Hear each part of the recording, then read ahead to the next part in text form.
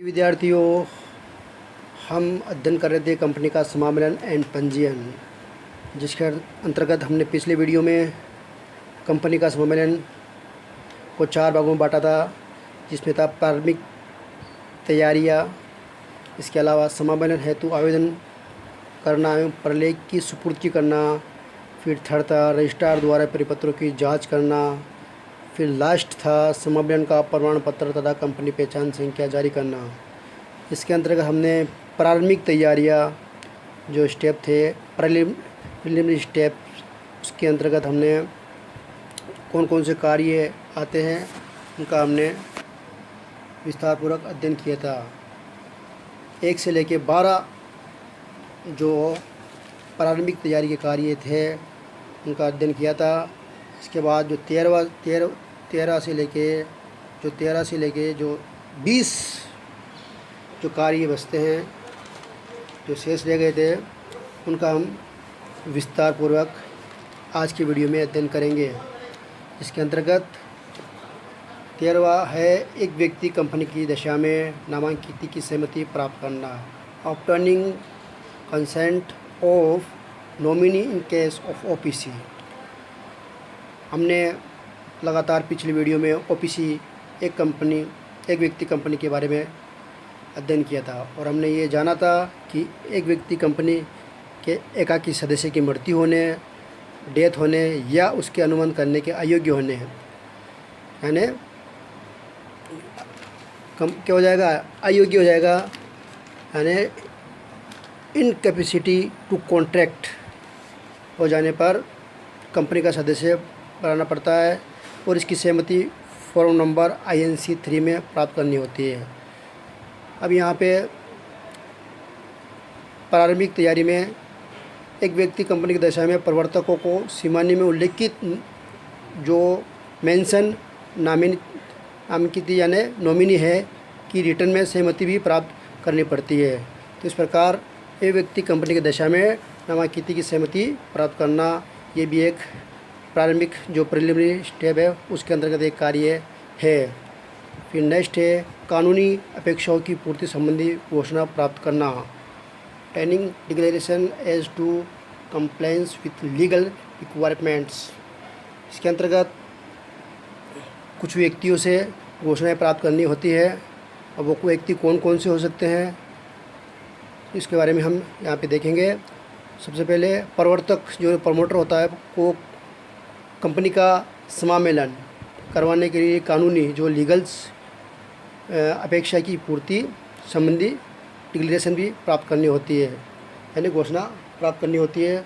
या अन्य शब्दों में हम ये कह सकते हैं कि प्रमोटर है, इस आशय की घोषणा प्राप्त करनी होती है कि कंपनी में पंजीयन तथा उससे पहले की एवं उससे आनुषंगिक मामलों के संबंध में कंपनी अधिनियम जो कंपनी एक्ट है उसके प्रावधान या उसके अधीन बनाए गए नियम या रूल्स है या अन्य सभी जो है बातें, सभी औपचारिकताओं यानी फॉर्मेलिटीज़ का पालन कर लिया गया है। अब ऐसी घोषणा प्रवर्तकों को, जो प्रमोटर है, उनको निम्नलिखित यानी कि जो व्यक्ति हैं से प्राप्त करनी होती है, जो इस प्रकार है। मेंशन है, पहला है किसी ऐसे एडवोकेट या चार्टर अकाउंटेंट या कास्ट अकाउंटेंट या पेशेवर कंपनी सचिव यानी प्रोफेशनल कंपनी सचिव CS को उस कंपनी के जो उस कंपनी के निर्माण से जुड़ा हुआ है। यहाँ पे पहले व्यक्ति, यहाँ पे जो भी है एडवोकेट, चार्टर अकाउंटेंट या कंपनी सचिव, पेशेवर कंपनी सचिव, ऐसे व्यक्तियों से घोषणा प्राप्त करनी होती है। और इसके अंतर्गत इसके अलावा ऐसे व्यक्ति जिनको कंपनी के अंतर्नियम में कंपनी के संचालक यानी डायरेक्टर, प्रबंधक, मैनेजर अथवा कंपनी सचिव के रूप में नामांकित किया गया है। तो इस प्रकार कंपनी की पूर्ति संबंधी घोषणा यहाँ पे इन व्यक्तियों से प्राप्त करनी होती है। तो ये भी एक जो प्रीलिमिनरी स्टेप का जो कार्य है 14 वो भी इसके अंतर्गत शामिल होगा। फिर नेक्स्ट है आगे अभिदाताओं तथा प्रथम संचालकों के रूप में नामांकित व्यक्तियों में शपथ पत्र प्राप्त करना। ठीक है, एफिडेविट प्राप्त किया जाएगा कि सब्सक्राइबर से जो फर्स्ट डायरेक्टर है। तो इसके अंतर्गत कुछ बातें हैं। शपथ पत्र होगा क्या, जो एफिडेविट होगा उसमें क्या बातें लिखी होगी, तो उस बातों को हमने यहाँ पे देखेंगे। इसके अलावा कंपनी के प्रवर्तक यानी प्रमोटर है, वो कंपनी अधिनियम जो सीमा नियम है, कंपनी के सीमा नियम के प्रत्येक अभिदाताओं जो सब्सक्राइबर है से तथा प्रत्येक उस व्यक्ति से इसे कंपनी के अंतर नियमों में कंपनी के प्रथम संचालक जो फर्स्ट डायरेक्टर है के रूप में नामांकित किया गया है, ऐसे नामांकित किया गया है। तो यहाँ पे एक शपथ पत्र प्राप्त करना होता है। अब इन शपथ पत्र में क्या क्या बातें लिखी होती है वो इम्पोर्टेंट है। तो यहाँ पे जो बातें हैं वो रिलेटेड जो बातें हैं वो इस प्रकार है। उसे किसी भी कंपनी में परिवर्तन, निर्माण अथवा प्रबंध से संबंधित किसी भी अपराध के लिए दंडित नहीं किया गया है, पहली बात। दूसरी बात है, वे पिछले 5 वर्षों की अवधि में इस अधिनियम या पूर्ववर्ती कंपनी अधिनियम के अधीन किसी भी कंपनी में कपट यानी फ्रॉड अथवा कर्तव्य भंग, जो कर्तव्य भंग का दोषी नहीं पाया गया है। तीसरा है, कंपनी के पंजीयन के लिए रजिस्ट्रार को फाइल किए गए सभी प्रलेख यानी जो डॉक्यूमेंट्स है, जो रजिस्ट्रार के जो फाइल किए गए, वो जो फाइल किए गई जो इन्फॉर्मेशन है वो करेक्ट है, राइट है, बिल्कुल सही है तथा पूर्ण रूप कंप्लीट है। इसकी जानकारी है विश्वास के अनुरूप सत्य है। जो जानकारी दी गई है उनके विश्वास के अनुसार क्या है, बिल्कुल ट्रूथ है, उसमें बिल्कुल भी झूठ नहीं बोला है, सत्य है। अब यहाँ पे ऐसा शपथ पत्र फॉर्म संख्या INC 9 में दिया जाएगा। INC जो फॉर्म नंबर है वो कितना 9 है। इस प्रकार यहाँ पे इस प्रकार प्रथम संचालक रूप में यहाँ पे ये हो गया आपके प्रथम अभिदाता तथा प्रथम संचालक रूप में नामांकित व्यक्ति को शपथ पत्र प्राप्त करना। तो इस प्रकार ये भी एक प्राथमिक कार्य के अंतर्गत आता है। फिर नेक्स्ट है अभिदाताओं का विवरण प्राप्त करना, पर्टिकुलर्स यानी अभिदाताओं का विवरण प्राप्त करना, ऑब्टेनिंग पर्टिकुलर्स ऑफ सब्सक्राइबर्स। इसका मतलब ये है प्रवर्तकों को जो प्रमोटर होते हैं को अभिदाताओं का विवरण भी प्राप्त करना होता है। अब इस विवरण में क्या क्या बातें होगी। अब इस विवरण में उनका पारिवारिक नाम, निवास का पता, कहाँ का रहने वाला है, राष्ट्रीयता, कहाँ की उसकी नेशनलिटी है, आदि को इंक्लूड किया जाएगा। इसके अतिरिक्त निर्धारित किए गए परिचय का प्रमाण भी प्राप्त किया जाएगा।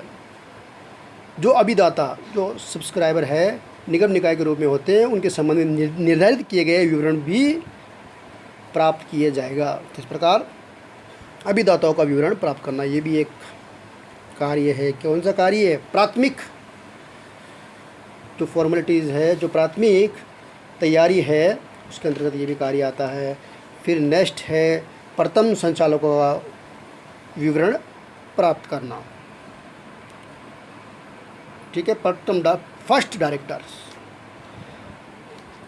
प्रवर्तकों को अंतर नियम में प्रथम संचालक में उल्लेखित नाम के व्यक्तियों के संबंध में विवरण प्राप्त करना होता है। ठीक है, सिंपल है। लेकिन यहाँ पे ये ध्यान रखना है इस विवरण में क्या होगा, मेंशन क्या होगा। तो इसमें प्रत्येक का नाम क्या होगा, नाम होगा, कास्ट होगी, पारिवारिक नाम होगा, रेजिडेंशियल एड्रेस होगा।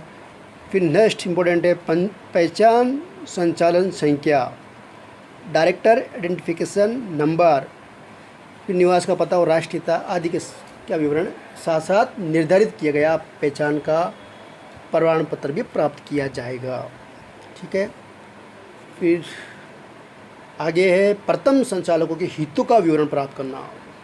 ठीक है, प्रथम संचालकों का विवरण प्राप्त करने के बाद में अब फर्स्ट डायरेक्टर है उनका विवरण प्राप्त हो गया, अब इनके हितों का विवरण प्राप्त करना, इंटरेस्ट क्या है।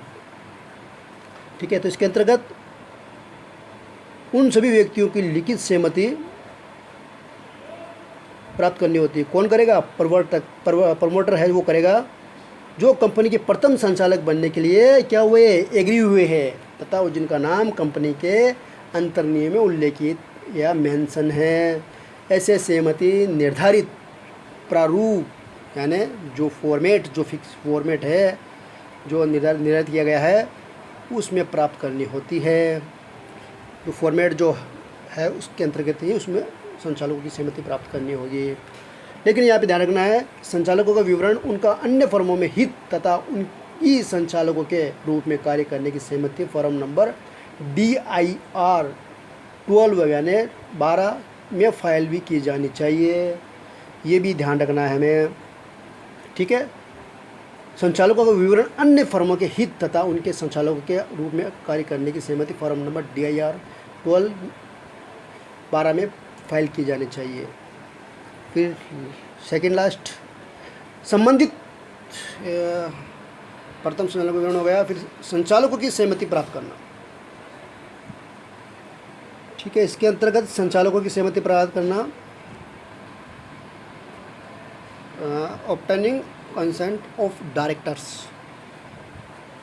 प्रवर्तकों को उन व्यक्तियों की लिखित सहमति से भी प्राप्त करनी चाहिए जो प्रथम संचालक बनने के लिए राजी हुए हैं, ठीक है। अब यहाँ पे उनका नाम लिखित में ऐसे निर्धारित प्रारूप एवं रीति होना चाहिए, ठीक है। ये भी सेम वही है, संचालकों की सहमति प्राप्त करना होता है इसमें भी। फिर नेक्स्ट है अन्य अनुबंधों को तैयार करना, ड्राफ्टिंग अदर कॉन्ट्रैक्ट्स, प्रवर्तकों को सभी अनुबंध भी तैयार करने चाहिए जिन्हें कंपनी के समावलन की शर्तें तथा कंपनी के अंतर्नियमों में सम्मिलित करवाना चाहता है, ठीक है। यहाँ पे प्रवर्तकों को, प्रमोटर है उसको सभी अनुबंध यानी कॉन्ट्रैक्ट तैयार करने चाहिए जिन्हें वे कंपनी के समावलन की शर्तें, जो समावलन की जो कंडीशंस है अथवा अन्य कंपनी के अंतर्नियम में सम्मिलित जो शामिल करवाना चाहता है का क्या अनुबंध तैयार करना चाहिए। ऐसे अनुबंध में प्रवर्तकों द्वारा किए गए सभी प्रारंभिक अनुबंध शामिल किए जा सकते हैं। इसके अंतर्गत ऐसे अनुबंधों में क्या किए जाएंगे, जो प्रवर्तकों द्वारा किए गए सभी प्रारंभिक जो पहले किए गए थे उनको शामिल किया जा सकता है। फिर नेक्स्ट हो गया, लेकिन एक इसमें ये है कि एक कार्य इसमें ये भी शामिल किया जा सकता है कि संबंधित नियामक संस्थाओं से पंजीयन अथवा अनुमोदन करवाना, है ना, अप्रूव करवाना। पंजीयन के बाद में क्या होगा, पंजीयन या अप्रूव करवाना। कभी कभी कोई कंपनी ऐसे उद्देश्य के लिए स्थापित की जाती है जिनका पंजीयन या अनुमोदन किसी संबंधित नियामक संस्था या भारतीय रिजर्व बैंक या सेबी, अब सेबी का हमने पिछले वीडियो में जिक्र किया था, कराने की आवश्यकता पड़ती है। ऐसी दशा में कंपनी के आवेदक या प्रवर्तक को उस संबंधित नियामक संस्था से अनुमोदन भी प्राप्त करा लेना चाहिए। तो इस प्रकार यहाँ पे ये प्राथमिक जो तैयारी थे उसके अंतर्गत यहाँ पे जो कार्य थे 1 से लेके 20 पूरे होते हैं। अब जो नेक्स्ट है, जो सेकंड अवस्था है, जो सेकंड स्टेप है, जो सेकंड जो 4 भागों में बांटा था उनको प्राथमिक तैयारी करना, उसके अलावा दूसरा जो था समामेलन हेतु आवेदन करना तथा परलेख की सुपुर्दी करना, दूसरा जो भाग है उसका आगे वाले वीडियो में डिस्कस करेंगे।